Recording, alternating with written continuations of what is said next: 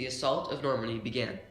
The 100-kilometer stretch of beach along the coast of France north of Paris in the English Channel was where history was made. The Allies, including American, British, and Canadian troops, stormed the coast, making for the largest seaborne invasion in history. The beach itself was a heavily guarded German defensive line. It was important to the Allies because with the capture, Germans would have to fight a three-front war.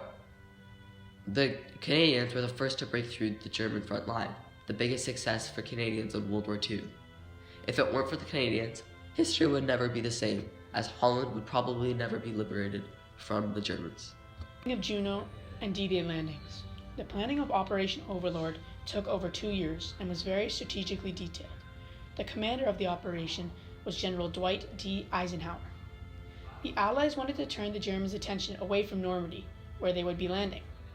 Operation Fortitude was an Allied deception, leading the Germans to think the Allies were going to land at Pas de Calais. The Allies' mind-blowing deception was using rubber tanks, canvas ships, plywood aircraft, and dummy soldiers. This would fool the Germans, leading them to reinforce Pas de Calais with bunkers and troops.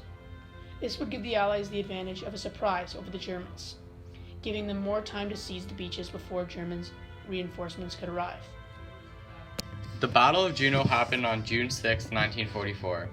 The Canadians landed on Normandy Beach. This battle was between the Germans and the Allied forces. German defenses were surprised due to the Allies' fake army, but were still well prepared and set up. The first house Canada liberated is a landmark, now known as the House of the Canadians.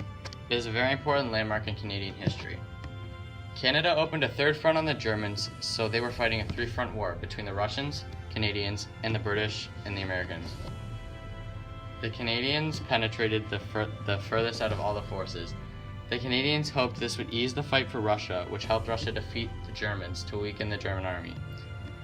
2,000 Canadian casualties occurred, but they were very important and hard-fought deaths.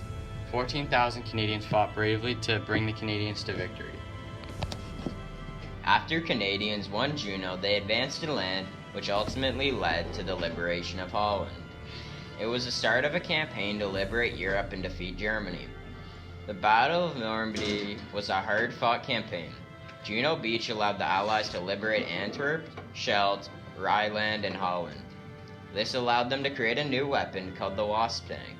It was a normal tank with a flamethrower in the front of it, allowing it to destroy anything in its way.